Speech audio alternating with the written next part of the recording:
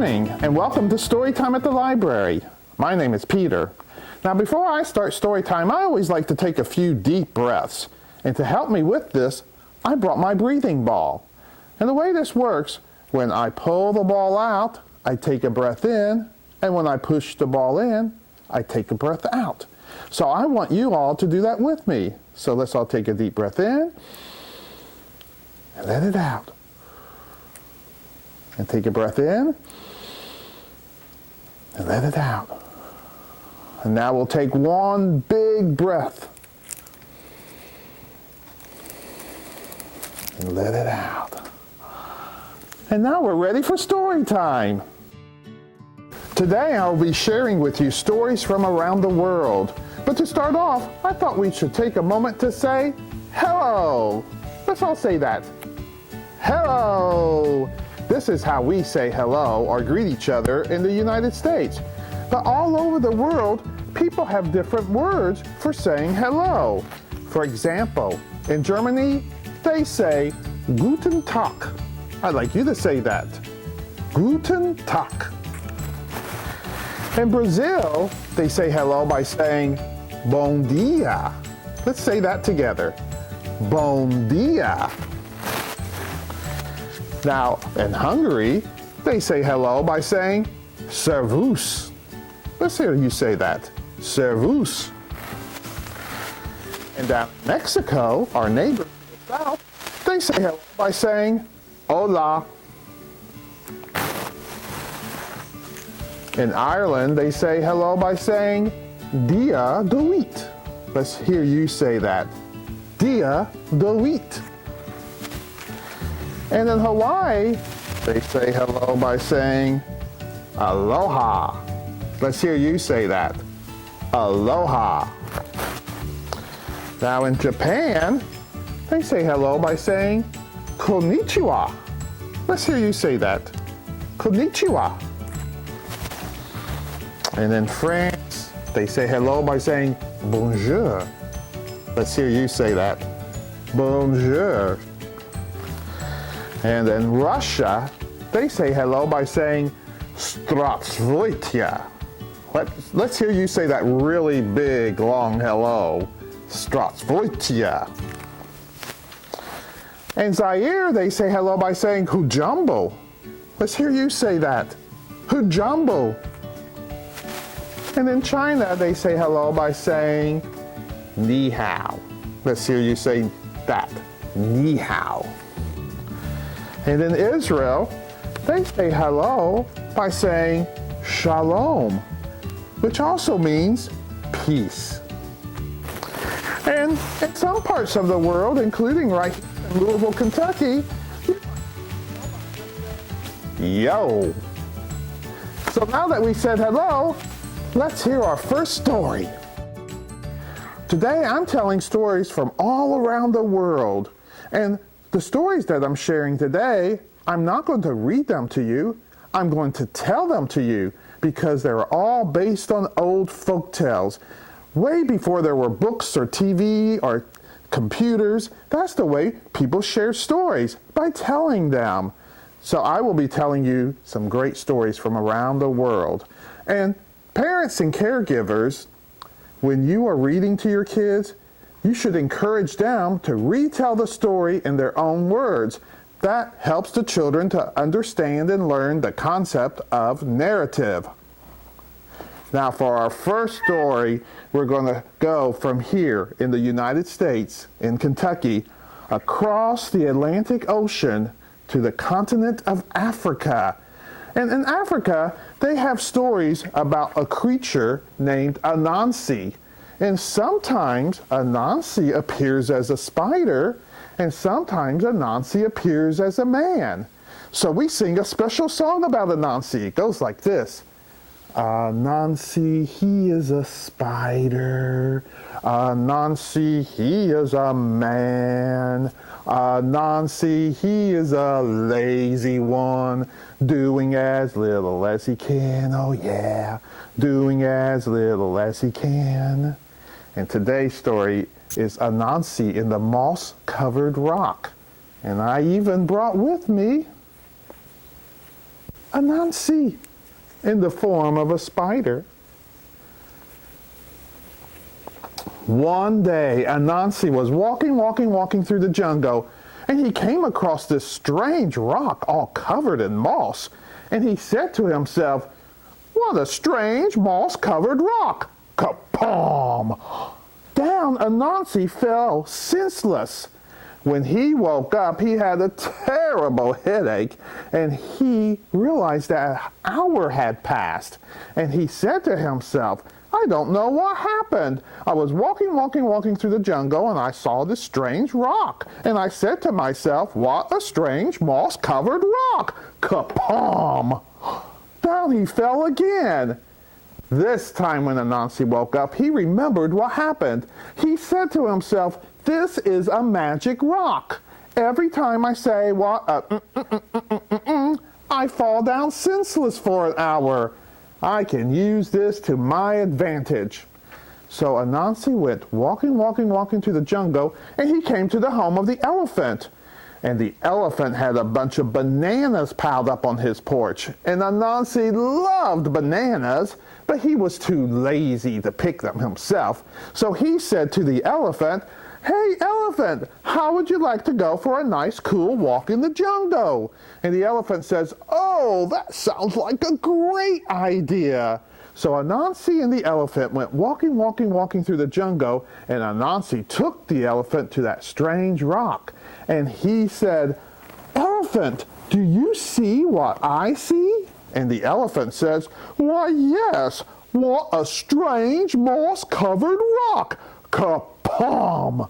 Down the elephant fell, senseless, and Anansi ran to his house and took all his bananas.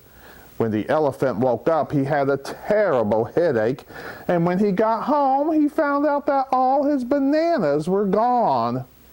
Anansi went walking through the jungle, and he came to the home of the lion, and the lion had a pile of yams piled up on his porch. And Anansi loved yams, but he was too lazy to dig them up himself. So he said, "Lion, how would you like to go for a nice, cool walk in the jungle?"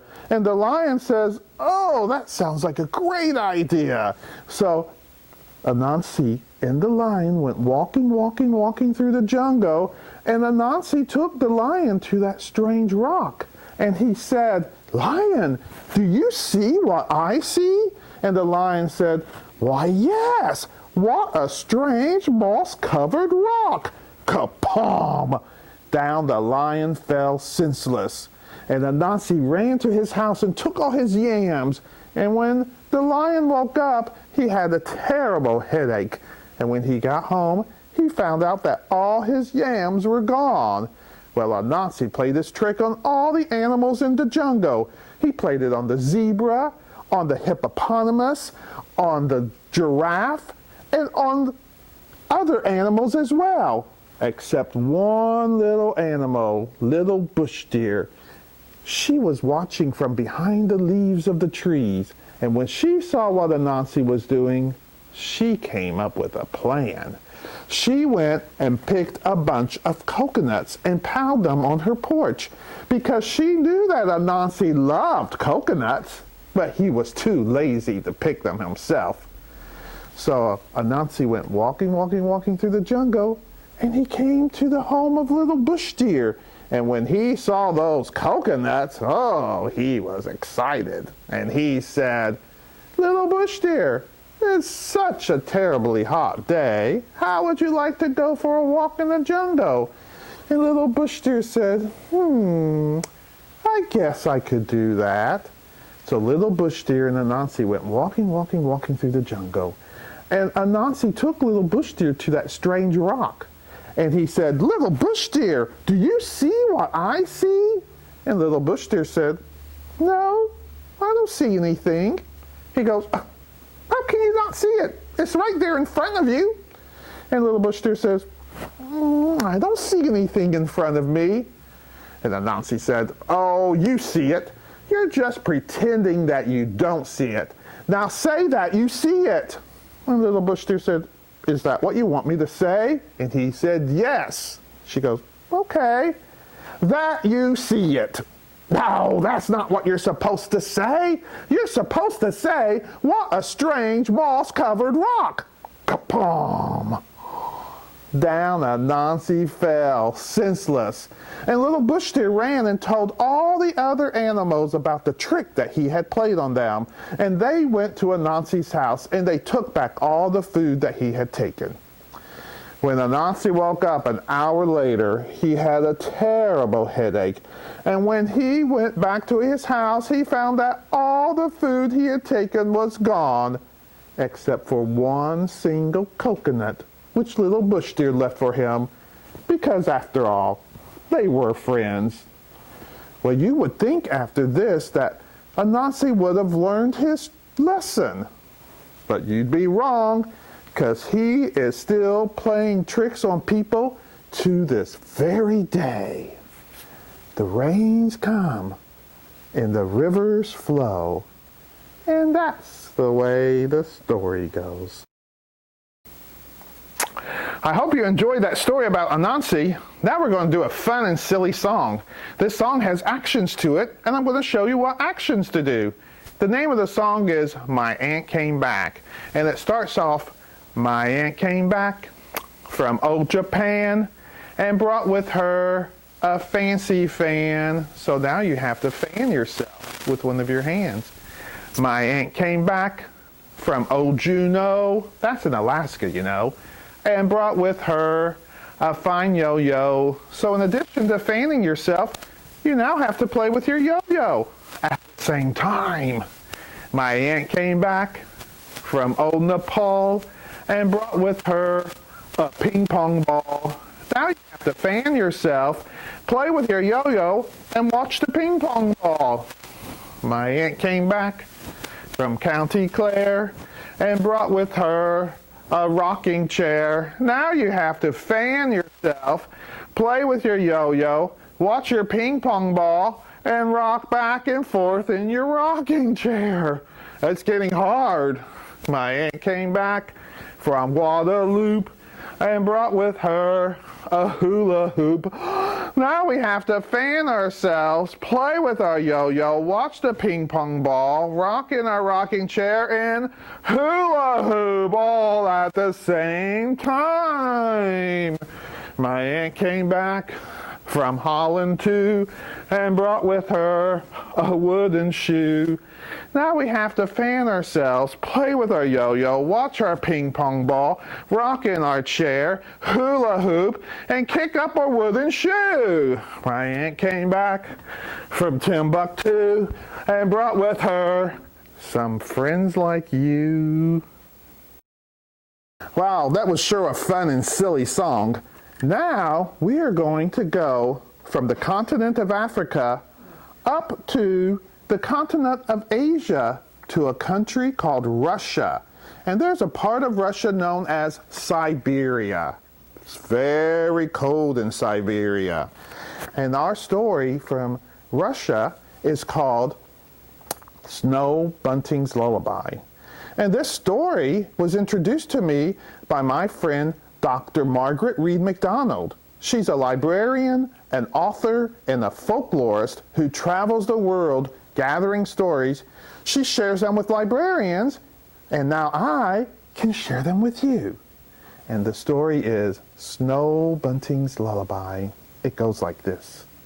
It was the first day of spring, and Mama and Papa Snow Bunting built a little nest in the snow, and they laid their eggs.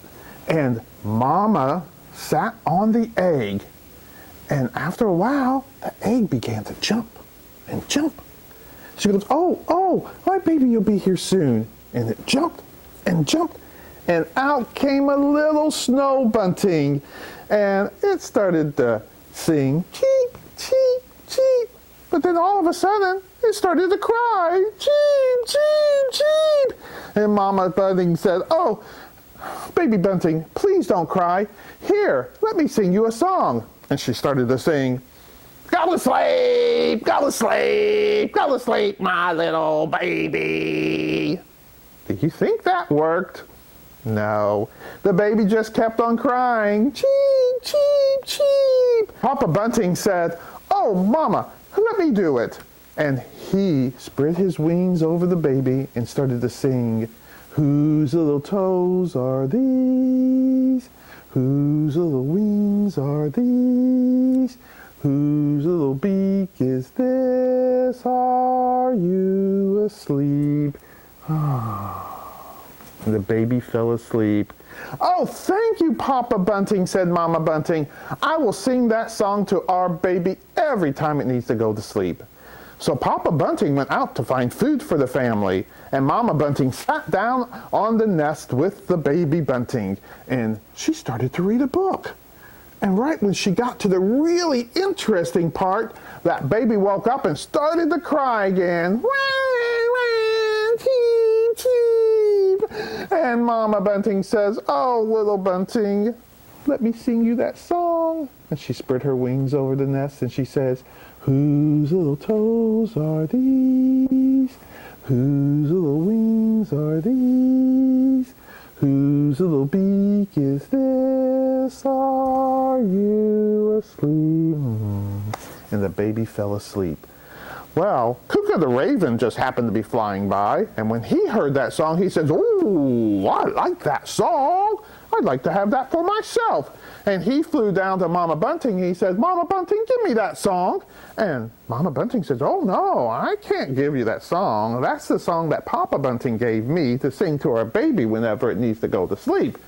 And Cuckoo the Raven says, "Well, if you won't give it to me, I'll just take it from you." And he snatched that song right out of Mama Bunting's beak and flew away. And the little baby started to cry, "Chee, chee, chee." And Mama Bunting had no song to sing to him. Well, when Papa Bunting came home, he says, "Mama Bunting, what's the matter? Why are you not singing the song to our baby? Why is our baby crying?" And Mama Bunting says, "Oh, Cuckoo the Raven came and he stole the song from me. He snatched it right out of my beak." Well, Papa Bunting's eyes flashed and he stamped his foot and he says, "We'll see about this. Bring me my bow and arrows." And he put on his bow and his arrows and he started to run. And then he flapped his wings and he started to fly up through the sky, over the mountains, down into the valley to the colony where the ravens lived. And they were all singing their raven song. Caw, caw, caw. And Papa Bunting saw Cuckoo. He was standing by himself. He was singing the song he had stolen from Mama Bunting. "Whose little toes are these?" They're mine. "Whose little wings are these?" They're mine. "Whose little beak is this?" It's mine. Oh, that silly raven. He was laughing at his own joke. Papa Bunting flew right down to him and said, "Cuckoo, give me back my song." And Cuckoo the Raven said, "Oh, I don't think so. I think I'll keep it for myself." And Papa Bunting says, "Well, we'll see about that." And he took out his bow and he put in a little tiny arrow. And he let that arrow fly. Bing! Cuckoo started singing his song again. "Whose little toes are these? Oh, get those arrows away from my toes." Papa Bunting put another arrow in the bow and he let it fly. Bing! Cuckoo started singing the song again. "Whose little wings? Oh, get those arrows away from my wings." Papa Bunting put one last arrow in the bow and he let it fly. Bing! Cuckoo started singing, "Whose little beak is..." That arrow went straight down Cuckoo's throat. He had to cough it up.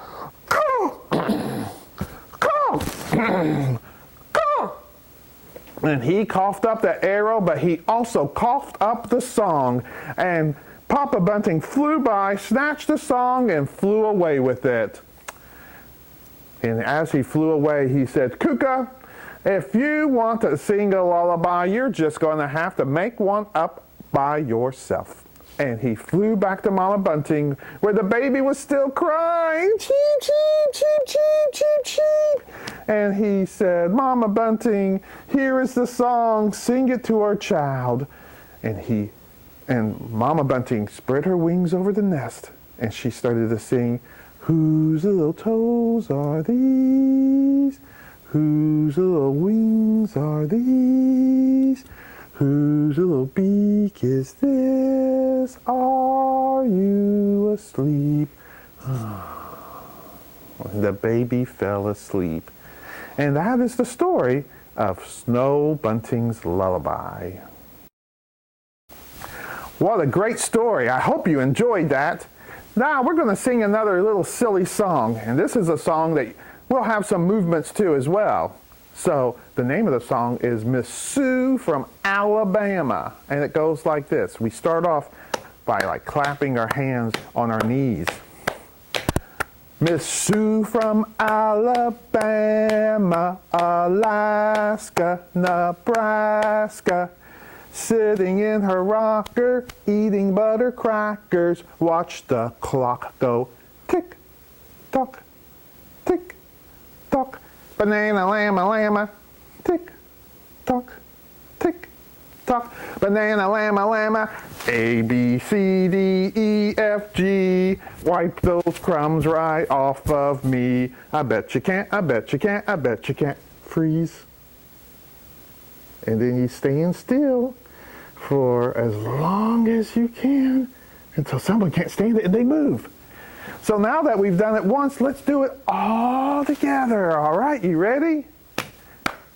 Misu from Alabama, Alaska, Nebraska, sitting in her rocker, eating butter crackers, watch the clock go tick, tock, tick, tock, banana llama llama, tick, tock, tick, tock, banana llama llama, A, B, C, D, E, F, G, wipe those crumbs right off of me. I bet you can't, I bet you can't, I bet you can't. Freeze. Wow, I hope you enjoyed that song, and you can sing it anytime you want to. I also want to remind you that even though I'm telling my stories today, you can still count them for your summer reading requirements.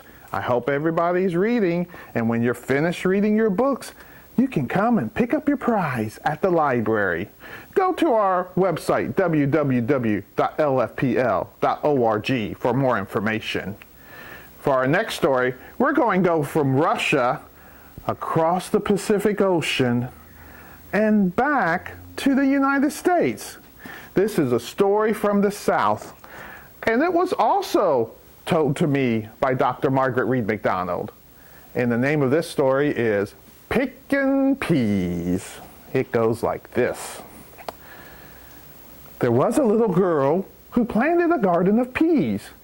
When those peas were ready for the picking, she got her little pail and she went out and started picking the peas. She would sing a song that went like this. Pickin' peas, put them in my pail. Pickin' peas, put them in my pail.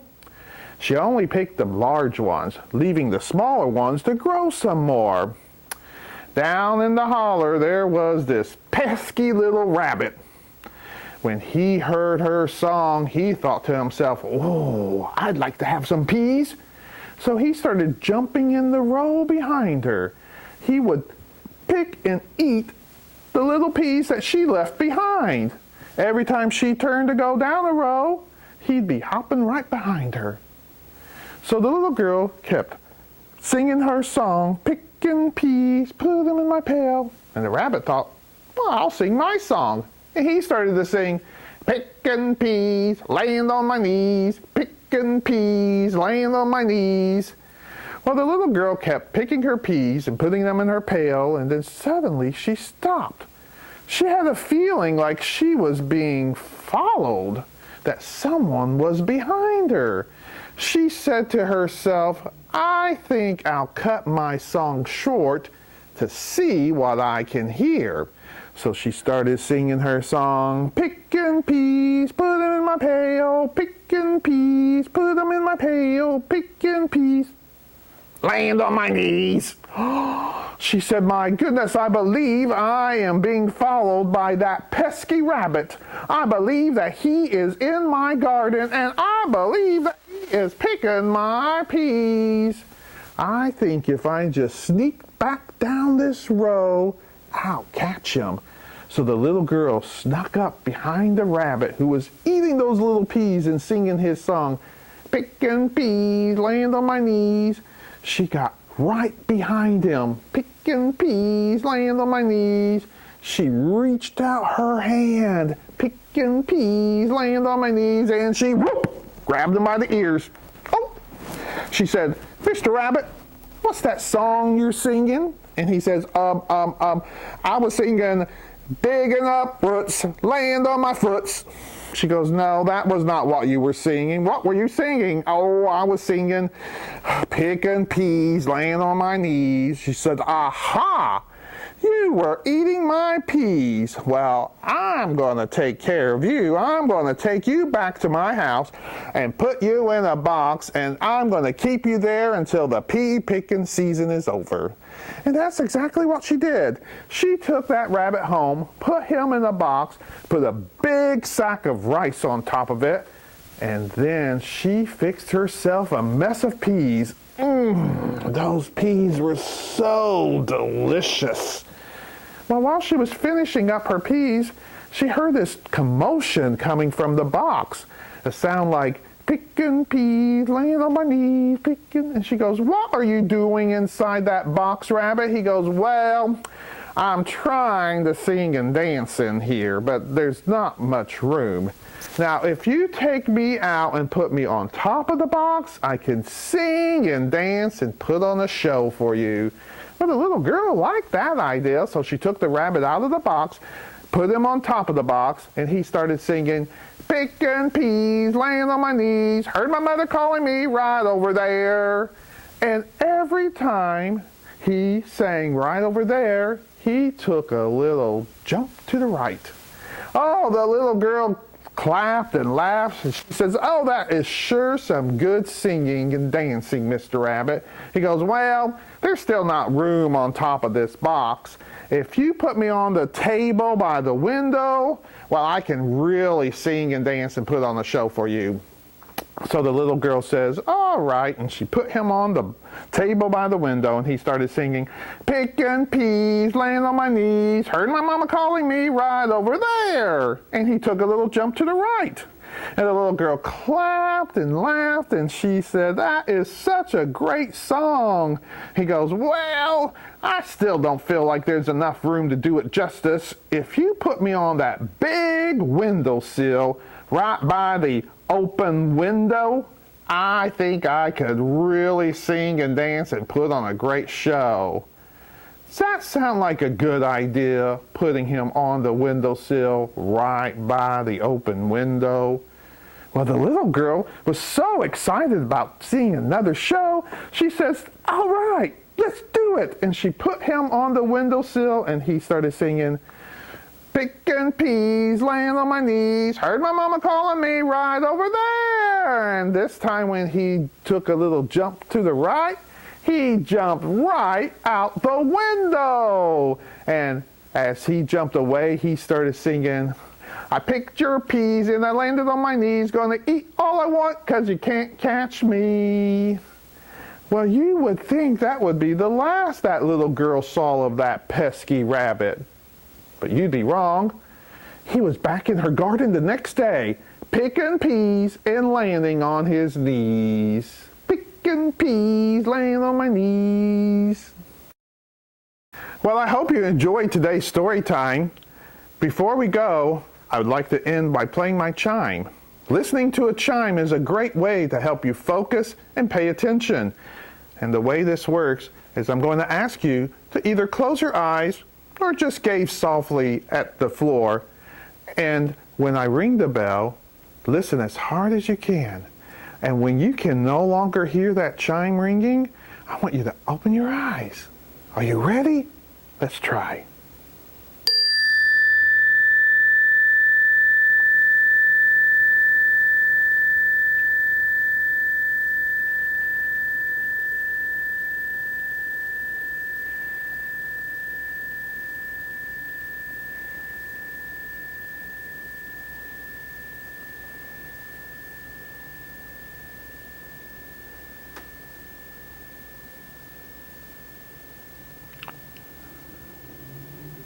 I can't hear it.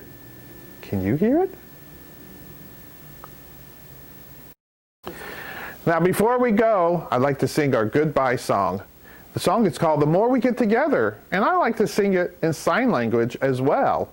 Here are the signs. The more we get together, the happier we'll be. For your friends are my friends, and my friends are your friends. The more we get together, the happier we'll be. So let's sing it all together and sing it in sign language. You ready? We'll count down from 3. 3, 2, 1.